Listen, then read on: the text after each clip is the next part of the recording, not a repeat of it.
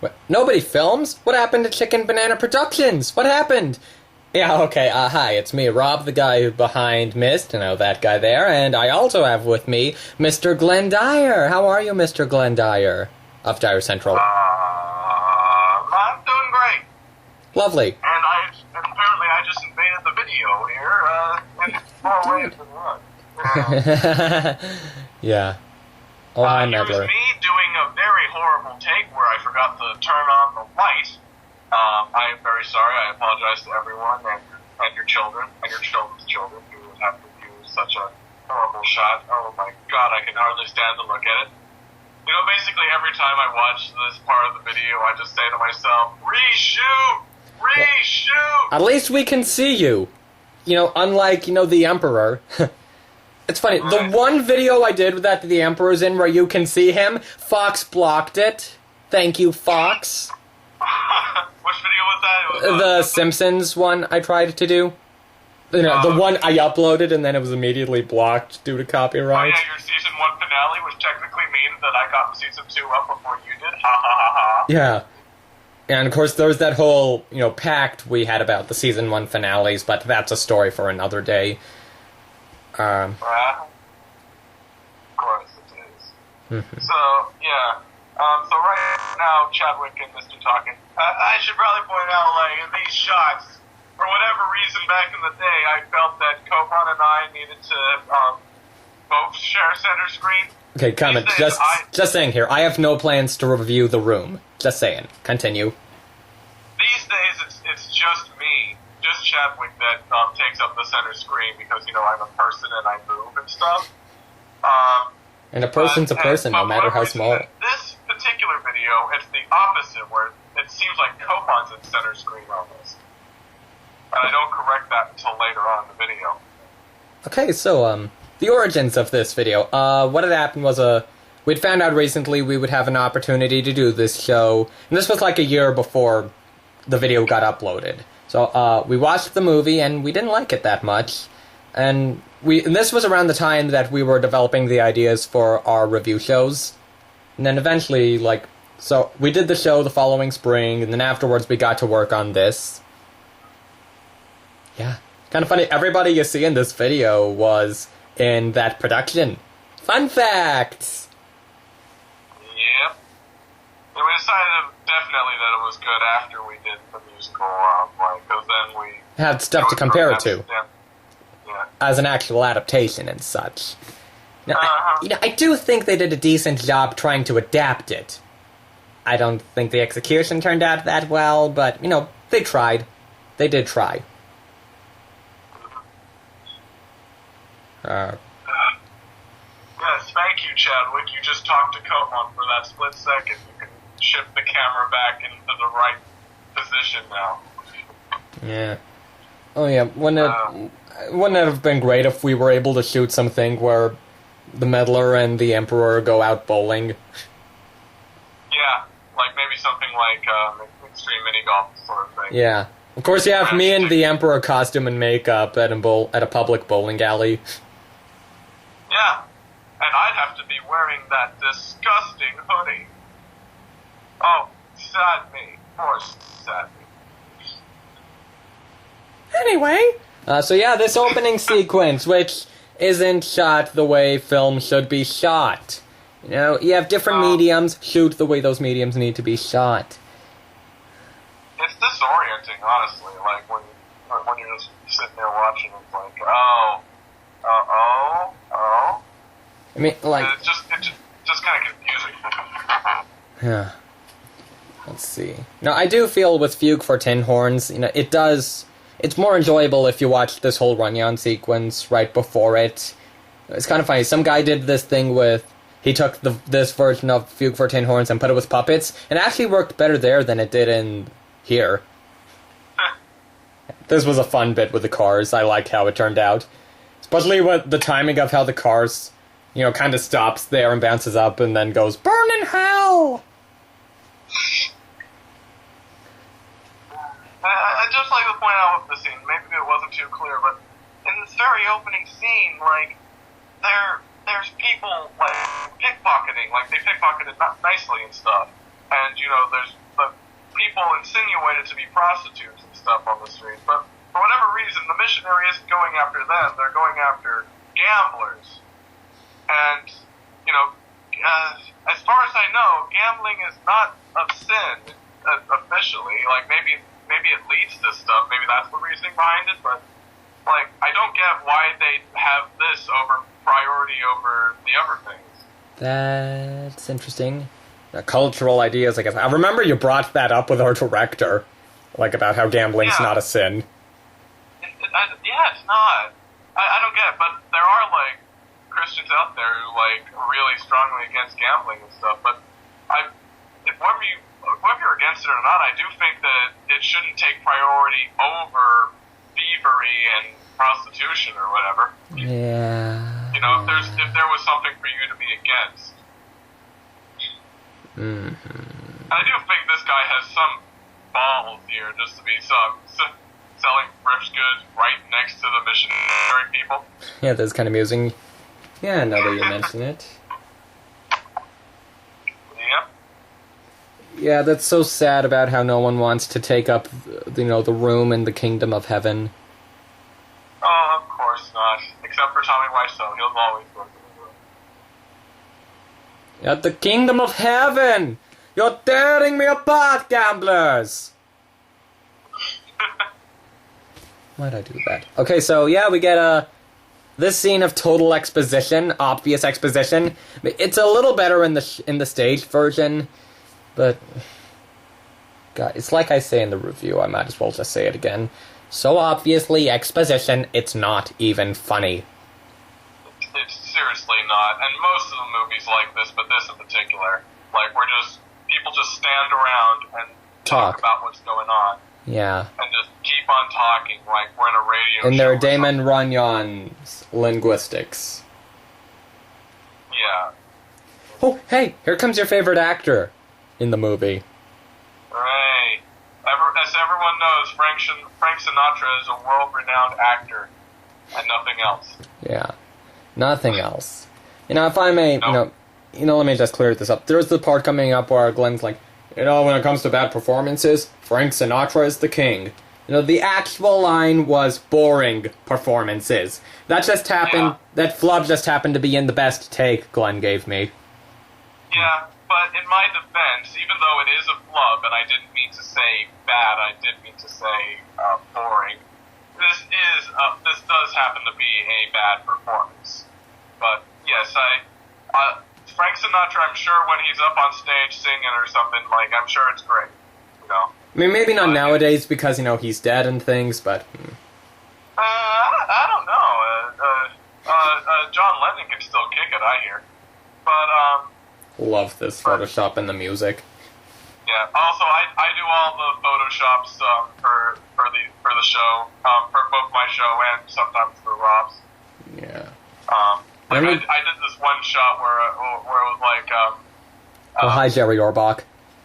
What, you mean the armadillo? Scarface holding an armadillo. Yeah, that's from my Simon Birch review, which, also got, blocked for copyright after 6 months or so. Everybody loves copyright. Ain't that right, my Grateful Toaster Goes to Mars review? Which you can now view now on Daily Motion. Yeah, and Simon Birch was technically from Disney, so... Disney. Dun, dun, dun, dun. Oh no, we've been copyright blocked for that. They're owned by Disney. Yeah. Okay, and now 21 minutes without a musical number. Hail Sinatra. Ah! Yeah, it's not 1776 bad, but, or rather 1776 levels. But yeah, long time without a musical number. Oh hey, there's the character Alex played when we did the show. Just imagine this guy with a whole lot more hair. Yeah, yeah. And of course this was back when you had your long hair, so you needed it in a ponytail, and there's the whole story of what happened with your hair backstage. Oh. Maybe we'll tell it, maybe we won't. I don't know. I have nightmares about that. Do you? Deep nightmares. Condolences. Like Freddy Krueger-esque nightmares. Oh, hey, we're coming up to your favorite part in the movie. When we were taking the notes for this, like, you you cackled with laughter or something. Yeah, I think in the original script we were supposed to have, like, Jaws music when she was arriving. Oh, yeah, right! But in editing, it didn't work out too well. Yeah, that was it, like, Brannigan, Adelaide. It was like, Adelaide. That is just the perfect example of his bad acting in this movie. I forgot about the Jaws music idea. There was no soul in that voice, just Adelaide. I wish we could have done that. Oh, hey, Brando. Hi, I'm Brando. Honestly, I really do like Brando's performance in this movie a lot, because, like, to me, it's like he came in there saying, I really don't give a crap about this movie. So I'm just gonna do whatever, man. I do, like I said in the review, I do think he delivers an okay performance at times. Interesting trivia about this scene, so they were doing so many takes of it because Brando kept flubbing, and they had to stop at the end of it because Sinatra was getting a stomachache from eating all the cheesecake. The next day they shoot it again, they get it done in one take. And it turns out Brando was intentionally flubbing so that to see how much cheesecake Sinatra would eat. And with all the jump cuts we do in editing, the watch the people in the window thing is kind of meaningless. Yeah, I know, but it is true, that was unedited, where the people just... Suddenly, everyone in the window just jump cuts. Well, you know, they do repeat the people in the window, right? Well... Like, it just repeats infinitely. Well, the ones were, like I say, jump cuts, but anyway. It does jump cut, but, like, if you notice, like, you'll see the same guy in an orange coat go by with the same person next to him. Yeah. And, you know, it's always repeating. It's something kind of funny that my father picked up on watching this movie is how this movie has so many extras in it. So many extras. Yeah, look at them people smoking in the background and people walking around. It's almost like a movie, but, you know, almost not. Where were we? Okay, so, Sarah Brown, played by Jane Simmons, not that one. Yeah, you know, like I say in the I do appreciate they actually gave her more of a personality. It just really didn't turn out well. You know, she's so self-hating and prudish and annoying. Like, this bit of overall the text with, like, you know... Oh, yeah, I remember when we showed this to a bunch of friends, this joke about, like, I'm gay, got a big laugh. Yeah. Yeah. Also, I'm gay. Yeah. Yeah, this stuff was like, oh, I'm saying this horrible stuff, react! That's basically what those silences are saying. Yeah. I do wish actual Gene Simmons was in this movie. That would have been awesome. Yeah, maybe in the remake that's coming out sometime in the future. I think he would be a sperm at that point, but still, it would be awesome. Maybe he could play the drunk in the new version. Epic. Yes. Okay, so now something funny, like ironic how I think they improved Arvide in the movie. Like, they gave him more of a presence, you could say, more involvement. And ironically, they cut out his solo. How funny is that? More involved, yet he loses a song. I do think it flows fine without it, but nevertheless, amusing. Yes. Oh, and here comes the first time where we summarize a scene. It's funny, like, practically all of the dialogue in this mission scene is changed from the stage version. Interesting. Including that important plot point about Sky suggesting they do the midnight session. I really do wish I had mastered my feminine voice before. No, I love your feminine voice in this. I don't know. I think I sound kind of what's the word, like yeah. Rocky reference. Muffled. I sound kind of muffled. Maybe. Oh hey, it's. I'm like, that's what it sounds like to me. Oh, you don't God. say. This scene is not in the musical, and thank God for that. Yeah, I mean, it's a totally different song in the musical. I personally prefer the one in the musical. Meow, baby. And yeah, I pretty much meant to do Alice review before this one so I could have that joke in there. Yeah, no, I think that was like one of the issues of like come on, let's get this done now. And you're like, no, I want to get this Alice in Wonderland thing done. Yeah. Well, of course, Alice was a huge undertaking, but anyway.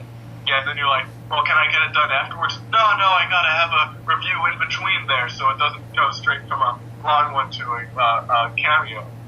Right. Yeah, because Rob... And I was going to have a review before Alice, but... about keeping up all this stuff going. Yeah.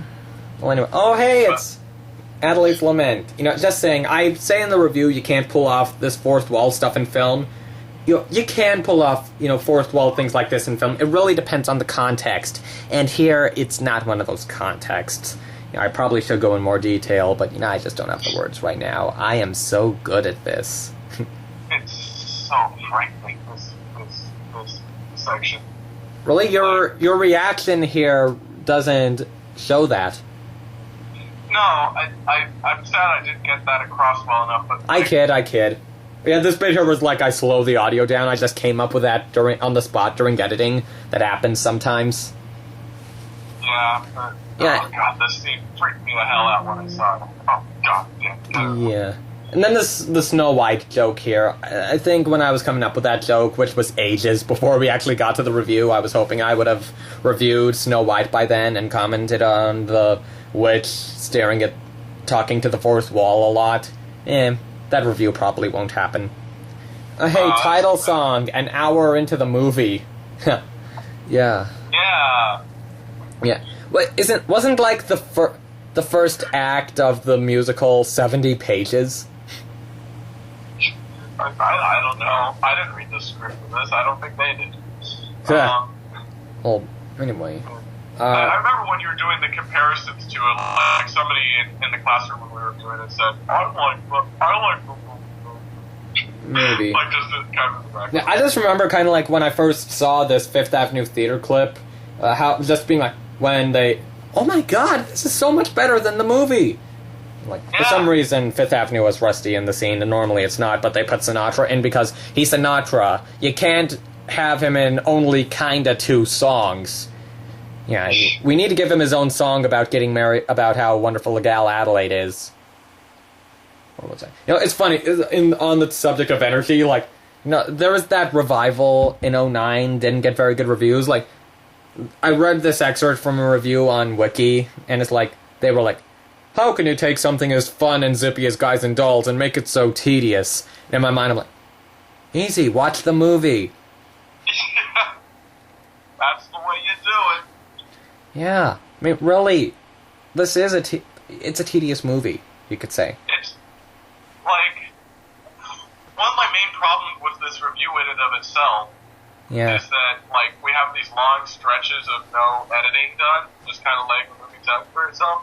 But you have to understand that this was a difficult movie to edit because it's so long and it's hard it's your gambler sinning rant.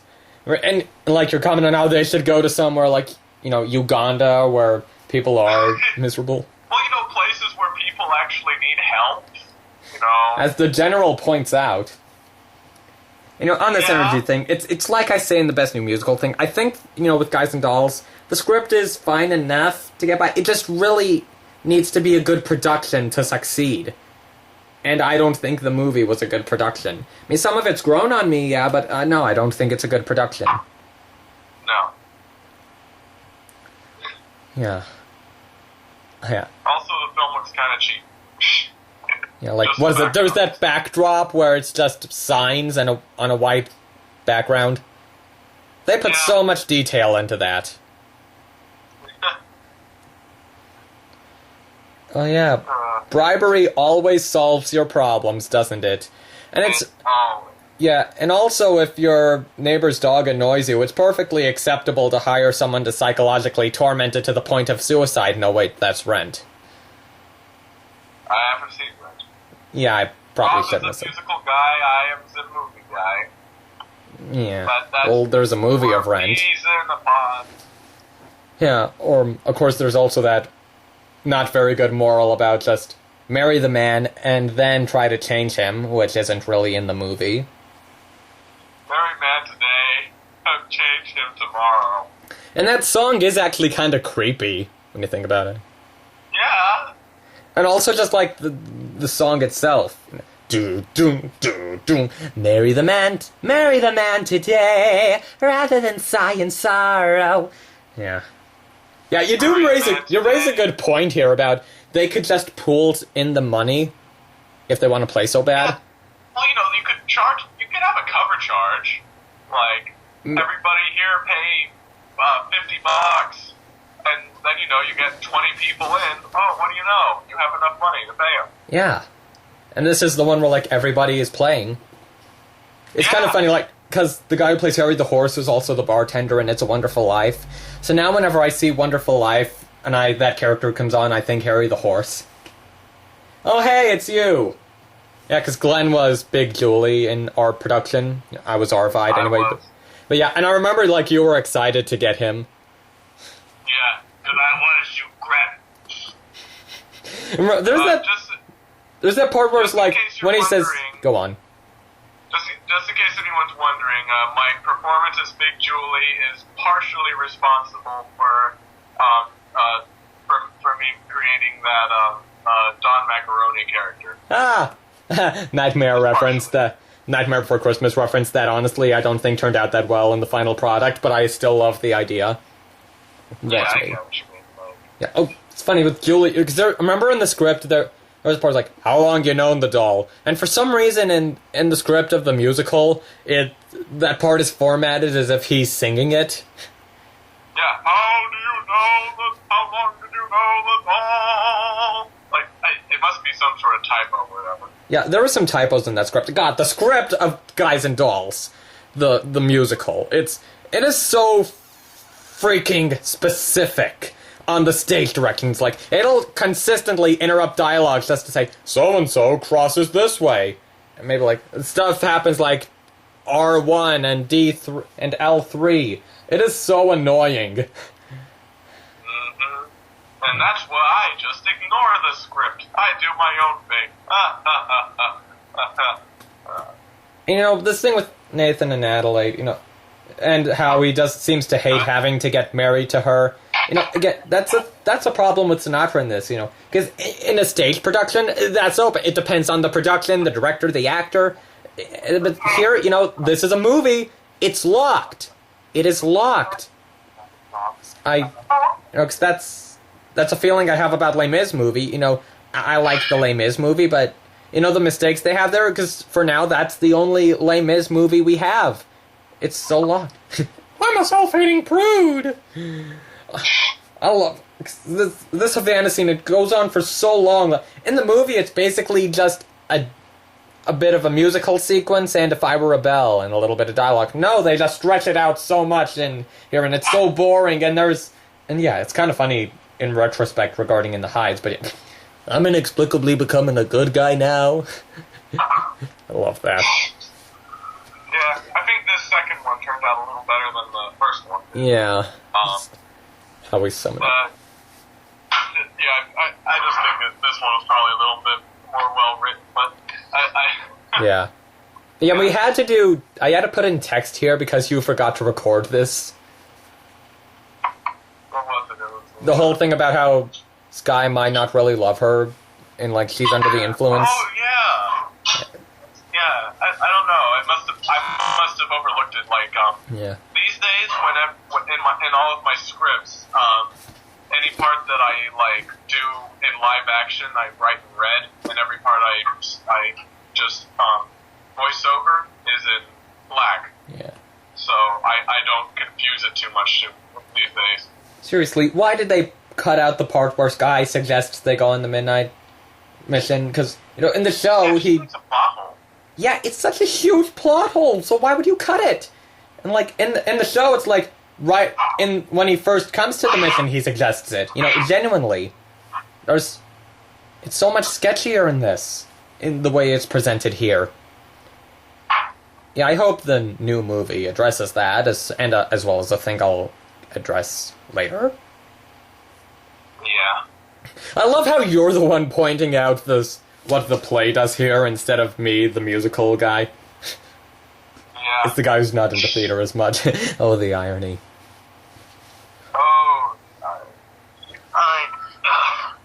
yeah. I used to be in the theater when I years, I've grown more towards the film side of everything. Hey, a song about attempted rape. Oh god, we have stories about this scene with Sky and Nicely in our production. I won't go into too much detail here, but let's just say it involves a lot of celery. And chips. Yeah. I'm so glad I got a picture on my phone of all the celery on the plate. Anyway, yeah, I do feel they play off each other nicely in this scene, and better with their respective love interests. I mean, for both of them, this is probably some of their best acting in this movie, is this scene. Yeah. Yeah. Ironic. I know. Very. Huh. I'm just glad we are, like, for a review like this, we were able to find a midpoint. But, like, you tend to review, like, musicals or campy stuff. Animation stuff, mostly, it seems to be, lately, sometimes. Yeah, and I tend to review, like, schlock. Yeah. Yeah, kind of fun fact, because I was Arvide in our production, so you get to hear a bit of my performance in here. Like when I'm singing and such. Yes. Yeah. I remember during one time you were rehearsing or something. And then you were like in the wings, mouthing it all creepy, and some of the guys backstage were cracking up, and it threw me off. Yeah, I had my back to you, so I knew I wouldn't crack you up, but I was doing it like, I was basically mouthing along to you, and it was like, Velvet, I can wish you. But if you wish, you'll find your love. For some reason, now I want to hear Tommy Wiseau do a cover of that song. Oh, dear. You put Tommy Wiseau in every single one of your performances. Remember when you were that monkey and you put him in? Oh, yeah! Oh, yeah! Right. I damn his Johnny. What? Oh, I did I trust that bitch? Yeah, this makes no sense to most of my audience, yeah. The world's cleanest sewer. Oh, yeah, it's funny, with Parker and Alex here, like, yeah, they were in our show, too, but it's funny, like, I did not tell them what Julie's first words were gonna be, which makes the reactions even better, like, especially Parker's, I love his. Isn't that beautiful? It's perfect. Yep. And the amount, and yeah, ha.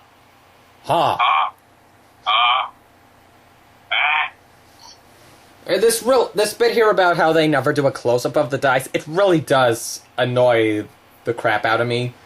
Like, you have cameras. Could you not do close-ups in 1954 or 5 or so?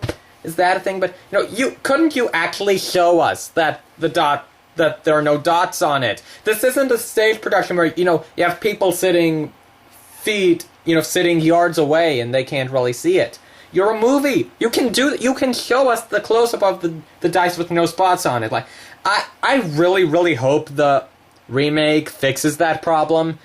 If not, I'm gonna be a bit miffed, I have to say. Yeah, it's like, yeah, why are you doing that? Like, they're hidden and stuff, and that's just like one thing that says this isn't made to be a movie, at least not the way the screenplay was written. Or at least not the way it was filmed.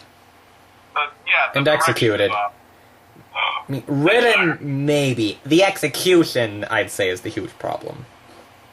Yeah. Hey, and I do believe this is the world's cleanest sewer, with, for whatever reason, wiring in the sewer, and no water, so really bad sewer as well. I remember, we had some Les Mis jokes to make regarding sewers. Oh yeah, I think it was like, if they were doing the crap shooter's dance in the sewer from the Les Mis movie. Oh yeah, when he's like running through the sewers and stuff. Yeah, and throw all the crap. Disgusting. Came here to shoot crap. Ah! We probably made some joke along those lines. Uh-huh. All the Superman music. I did tell you that in the original Les Mis, yeah, 16 chapters on the sewer, apparently. So, like a ridiculous amount of time on the history of French sewers. Just in case you don't know what a sewer is. And what does it amount to? He goes through the sewer and escapes. Wow, thanks, Victor Hugo. Never would have figured out what you meant by that. Yeah. Hold us. Now Luck Be a Lady. Yeah, I'd say Brando's version is just, yeah, not the best, not the worst, I guess, but there are better. And then, you know, like with movies, in adaptations of movie musicals, like, this was a thing with Little Shop, is how Frank Oz was like, okay, yeah, because it's a movie, we have to take it out of the shop sometimes. Yeah, that makes sense, totally. Like, you know, sometimes it can be a bit odd, like, here, why do they go to the restaurant before going to the meeting?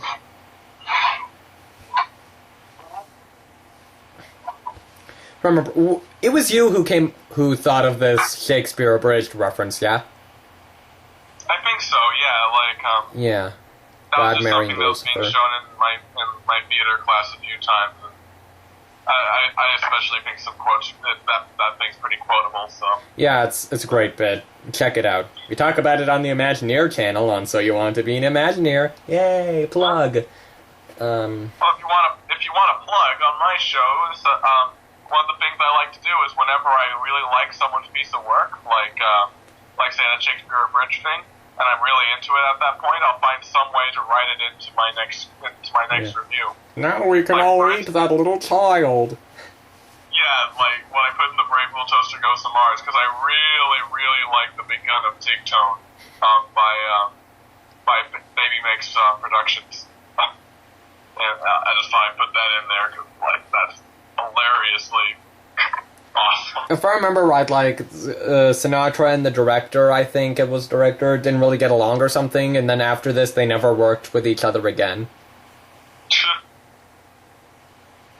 That'd be funny if Frank Sinatra Jr. has a cameo in the new movie. Frank Sinatra Jr. Yeah. And maybe one day we'll get that Muppets Guys and Dolls you, Alex, and me were talking about. Or whatever the grammar is. Replace the entire cast with Muppets. Yeah, except for, like, Sky, Sarah the General, and maybe the Drunk. They would be the guest stars. That was a fun list. I think it was like, what was his name? I think it was like the Swedish Chef was gonna be... Big Julie. Yeah. Big Julie. Yeah, Sam Eagle was Brannigan. Yeah, what was it? The chickens were the Hot Box girls. Yep. What was that? Expect. You know, I do feel that the way they do Rockin' the Boat in here, it makes it a bit more meaningful, because, you know, either way it is still a bit of a big-lipped alligator moment, but here I'd say it's less of one. Because in the show it's just a distraction, but here it is kind of, you know, for lack of better words, development for Nicely. Because, like, at the end of the movie we see he joined the mission, so it seems like they actually managed to get through to him. Yeah. Made him give up his horrible deeds of going out and hanging out with friends every night and maybe winning some money, I don't know. He doesn't look like he's in bad money shape, so... Yeah.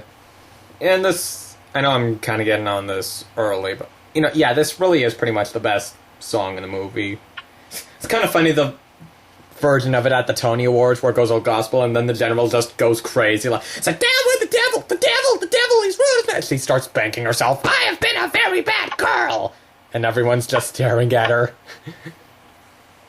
Yeesh. Yeah. Yeah, this bit with the laughs, I probably could have cut one out, but, you know, I felt like it was a nice amount. Maybe I could have left out, if I was to leave out one, maybe Renfield, but, you know, they were all laughs I wanted in there, and I needed that ha from Big Julie at the end. You know, full circle.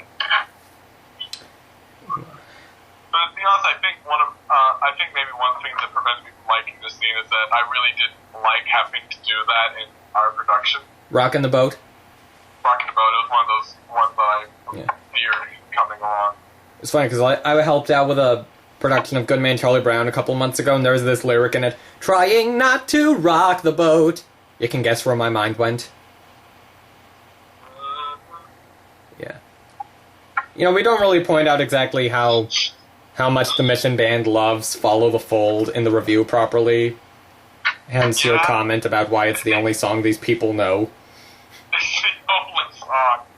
play it over and over and over.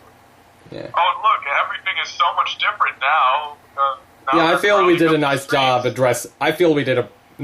addressing the flaws of this whole end sequence.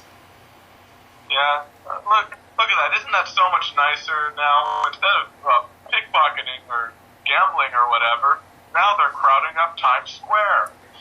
Seriously, why would you hold it there if it's gonna be so crowded and with traffic, like with all the traffic? And again, cutting out that one scene. Hell, we don't even see the wedding in the show. It's like Nathan and Adelaide are about to be, but Nathan didn't get a place, haha. And then Sky and Sarah already have been married, and Sky's joined the mission. And then Arvide agrees to let Nathan and Adelaide use the mission for their wedding. It's kind of funny. I wanted to, with these skits, I wanted to have the guy who played Sky in our production play Sky in the skits, but he ended up having some conflicts, scheduling conflicts. So I stood in for him, which actually worked out because whenever we did the dubs of Sky, I voiced him, so, continuity. And that is totally an airport. That is totally an airport. Also, you and Cornwell are similar height, so it probably would have worked out. Yeah. Better. I don't know, she's a bit taller than me, yeah, right? Yeah, but you know. Well, in the shot, we look similar. Yeah. But this is just weird that they have everyone pause or whatever while all the signs go on in the background. Yeah. It's just... Oh. It's got media attention. Friggin' media attention. This wedding of two weirdos. Let's see, 2 gamblers, a missionary, and a dancer. Yeah, it's like they're on the level of, say, the president. Yeah. So when it came to the final thoughts, there was kind of a conflict here because Rob always does his in text as per tradition. Yeah, exactly history lesson. Go on. And I always do mine in voiceover. So basically, for this, we decided because it's Rob's show, we have to do it in text. So I just made a joke out of it with the whole. Yeah. Why am I in text now? Yeah. So trivia time. What was it? Oh yeah. So in my Frankenweenie review, the first review, I actually was gonna do a voiceover, but I was running short on time and such, so I ended up doing text instead, and it stuck. Well, except for that Simpsons season finale review I did where I did voiceover because I felt that was the way to properly communicate it, but yeah, Fox happened. Thank you, Fox. Anyway, yeah, and that episode had some character development. Well, it looks like he cheated at bowling. Da da da da da da. That was funny.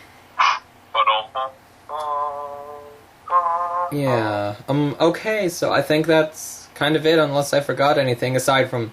Only thing that comes to mind is how I accidentally used 2 colons in the titles, in the end credits. Oh yeah, scenes and sounds from, : Yeah. Scenes and sounds from, : It's funny, I was at some musical theater competition back in May, and, some girl did Adelaide's Lament, and it was the same karaoke I used, so I'm like, it's the same karaoke. Well, okay, I think that's it. So thank you for watching. This has been a nice time. Maybe I'll do another commentary. Maybe there'll be some bonus thing. A Rob Reviews, I'm sure, will be around at the end of September, so you'll find out what. So, and then see you in October for Season 3 of Myst. Thank you for joining me, Mr. Glenn Dyer of Dyer Central. Absolutely, anytime. Okay. And with this Blame Canada reference, good night, everybody. Good night.